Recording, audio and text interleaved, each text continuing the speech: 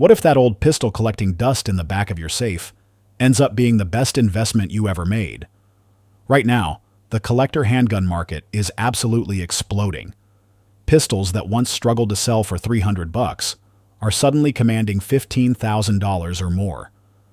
Some of these spikes happened in the blink of an eye. And when we get to number 1 on this list, you're going to feel like a freight train just hit you. So stick around, hit like, subscribe, and drop a comment. Because if you've got one of these so-called worthless pistols, you might be sitting on a serious payday. Number 8. Smith & Wesson Model 39. In 1954, Smith & Wesson made history with the Model 39. This was the very first double-action semi-automatic pistol ever produced in America. At the time, being able to safely carry a round chambered, hammer down, and ready for a double-action first pull was groundbreaking. It came chambered in 9mm, fed from an 8-round single-stack magazine, and offered shooters a whole new level of practicality. Most police agencies weren't ready for it in the early years, but the men who actually carried it quickly realized this thing was accurate, dependable, and years ahead of its competition. The biggest selling point? Weight. That aluminum alloy frame made it far lighter than nearly every steel frame pistol of the era. Smith & Wesson finally pulled it from production in 1982, and that decision turned it into a serious collectible, because this pistol marks the exact moment America stepped into the modern autoloader age. If you find one sitting under $600 today, grab it. That's a steal.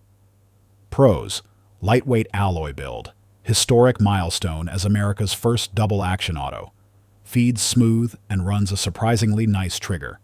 Cons: only 8 in the magazine. Alloy frames don't hold up as long as steel, and parts are getting harder to track down. Collector value today, between $800 and $1,500. Number 7. Colt Detective Special. Now here's a revolver that rewrote the rulebook. Colt launched the Detective Special back in 1927.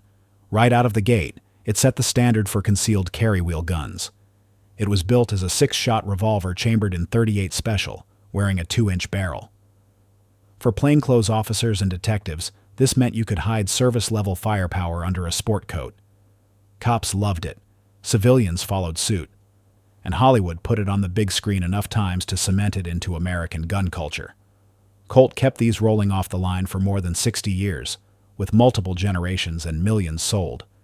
And no matter the year, the story stayed the same: rugged, reliable, and built to last. Pros: compact size, easy to conceal. .38 Special chambering works, and it works well. And Colt's simple, tough design earned a reputation for dependability. Cons: 6 rounds only. That 2-inch barrel means a short sight radius and less precision. Some versions shipped with heavy double-action pulls that take training to master. Collector price right now, between $600 and $1,200. And keep in mind, this is one of the most iconic snub noses in American history. Number 6. Walther PPK. In 1931, Walther introduced the PPK, and it went on to become one of the most recognized pocket autos of all time. It was slim, compact, and crafted with the kind of German machining that set the bar in that era. You could get it in .32 ACP or .380 ACP, and of course it became the sidearm of choice for James Bond, cementing its image forever. But this pistol's history runs a lot deeper than Hollywood. German officers carried them during the Second World War, and after the war, countless GIS brought them home as battlefield souvenirs. The PPK delivered a true double-action system in a handgun small enough to conceal without issue, and its fit and finish were top tier. Pros: outstanding German craftsmanship, ultra-slim concealment profile, and pop culture recognition on a global scale. Cons: calibers are mild by today's defensive standards, 7-round capacity feels dated, and takedown is a little more complicated compared to other pistols of that time. Collector price today, between $1,200 and $2,800. Number 5. Browning High Power. In 1935, John Browning's final design forever altered the handgun world. The Browning High Power was the pistol that brought the double-stack magazine to the table. 13 rounds of 9mm. At a time when most service pistols held barely half that. Over 50 nations would adopt it for military and police use. It fought on both sides during the Second World War, carried by Allied troops and Axis forces alike. The high power earned its reputation for being slim, balanced, and extremely shootable. Soldiers trusted it, civilians admired it, and history never forgot it. Pros: 13-round capacity that changed the industry, proven performance in combat zones all over the globe, and accuracy that rewarded skilled marksmen. Cons: single action only, which means you're carrying cocked and locked, no modern safety systems baked in. And that magazine disconnect safety? A lot of shooters hated it. Collector price right now, $1,000 to $2,200. Number 4. Colt Python. When Colt unveiled the Python in 1955, it didn't take long for shooters to crown it the Rolls-Royce of revolvers.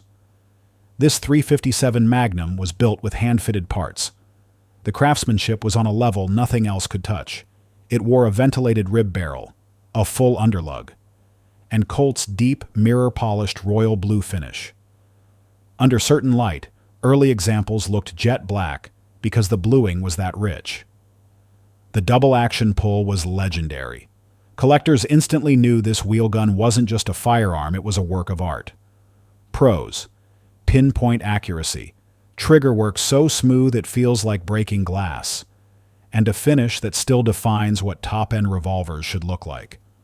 Cons: the prices today are through the roof. The weight makes daily carry impractical, and if the timing goes out, you'll need a skilled gunsmith to set it right.